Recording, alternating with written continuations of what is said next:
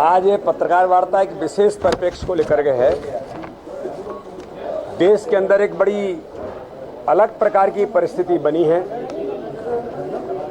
National Herald के विषय पर भारत के अंदर आज कांग्रेस ने जिस प्रकार से आज आंदोलन किया है, आज मैं कहना चाहता हूं कि इस देश में, इस लोकतंत्र में लोग भ्रष्टाचार के खिलाफ तो आंदोलन करते रहे हैं, लेकिन पहली बार इस देश के इतिहास में देखने को मिला है कि भ्रष्टाचार के समर्थन में भी कांग्रेस आज इस देश के अंदर आंदोलन कर रही है। यह दुर्भाग्य इस देश का कि भ्रष्टाचार को किस प्रकार से समर्थन किया जा सकता है, रोड पर उतर करके लोग समर्थन कर रहे हैं। ये देश के लोकतंत्र के लिए, और ये देश पूरा इस बात को देख रहा है कि कांग्रेस आज इस देश के अंदर किन परिस्थितियों में पहुंच गई है। उल्टा चोर कोतवाल को डांट रहा है। ईडी के संबंध के बाद मैं पूछना चाहता हूं कि जिस परिप्रेक्ष्य में जेल से बेल पर हैं, उन लोगों को आज और वो नारा दे रहे हैं कि आओ दिल्ली को घेरो, क्योंकि भ्रष्टाचार पकड़ा गया है।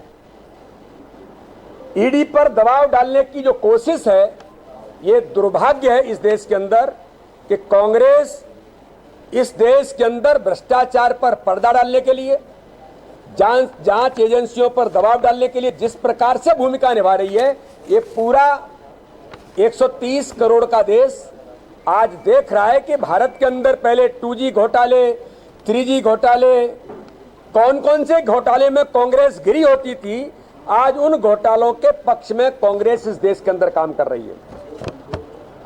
मैं इस आंदोलन के, जो कांग्रेस ने भ्रष्टाचार के समर्थन में जो आंदोलन किया है, आज इन कुछ प्रश्नों के साथ कांग्रेस और राहुल गांधी को इस देश को जवाब देना चाहिए कि क्या 1930 के दशक में एसोसिएटेड जनरल लिमिटेड एजेएल जो है कंपनी, समाचार पत्र पब्लिश करने के लिए कंपनी बनी थी या नहीं बनी थी, इसके बारे में राहुल गांधी जी को और कांग्रेस को इस बात का जवाब देना चाहिए। देश जानना चाहता है।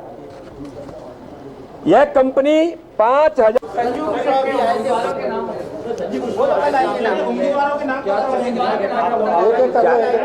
देखिए, चाय पीने के लिए हमारे मित्र आते रहते हैं।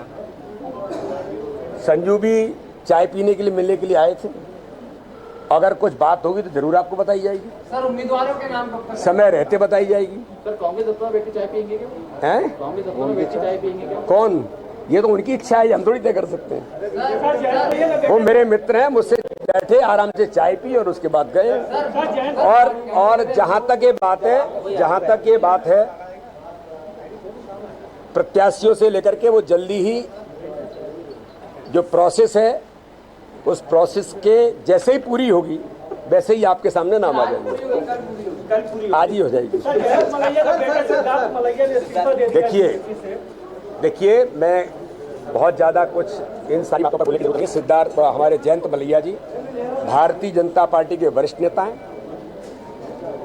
और वरिष्ठ नेता होने के नाते मैं उनका बेहद सम्मान करता हूं। लेकिन आप जिनके नाम का उल्लेख कर रहे हैं, भारतीय जनता पार्टी में जयंत मलैया जी हमारे आइडियल और अच्छे कार्यकर्ता हैं। मैं उनके बारे में भरपूर विचार और मंथन करता हूं, और मैं उनका सम्मान करता हूं। ऐसे आने पर थोड़ा ऐसे होना चाहिए ना, क्यों? ऐसे आने पर स्पेस नहीं रहता है इसमें। थोड़ा ऐसे आगे कर लेते हैं और इसमें एक वो लग सकती है। आराम थोड़ा नहीं, इसको आगे करना उधर से बस। चलो ठीक है, दोबारा बनी थी या नहीं बनी थी, इसके बारे में राहुल गांधी जी को और कांग्रेस को इस बात का जवाब देना चाहिए। देश जानना चाहता है। यह कंपनी 5000 स्वतंत्रता सेनानियों के भागीदारी से बनी थी कि नहीं बनी थी, इसका जवाब भी कांग्रेस को इस देश को देना चाहिए। क्या आज वही कंपनी गांधी परिवार के अंतर्गत young Indian real estate business बन करके कर रही है कि नहीं कर रही है, इसका जवाब भी कांग्रेस को इस देश के अंदर देना चाहिए। क्या 2010 में 5 लाख रुपए से यंग इंडियन कंपनी बनाई गई थी, उसमें 76% भागीदारी राहुल गांधी और सोनिया गांधी की है कि नहीं है, यह भी देश जानना चाहता है। क्या यंग इंडियन के माध्यम से एजेएल की 2000 करोड़ रुपए से ज्यादा की पूरी संपत्ति जो स्वतंत्रता संग्राम सेनानियों की थी, वो एक परिवार को सौंप दी गई है कि नहीं, ये भी देश आपसे पूछता है। राहुल गांधी जी, सोनिया गांधी जी के यंग इंडियन कंपनी का डोटेक्स मर्चेंडाइज, जो कि एक कोलकाता की हवाला कंपनी है, उसके साथ क्या संबंध है, ये भी इस देश आज आपसे जानना चाहता है।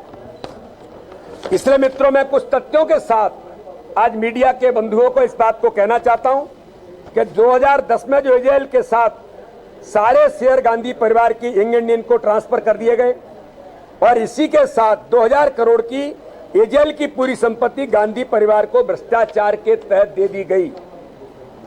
कांग्रेस के द्वारा जनता से चंदे के रूप में मिले 90 करोड़ रुपए को यंग इंडियन को लोन देकर बाद में उसी लोन को माफ कर दिया गया। ये देश इन बातों को जानना चाहता है।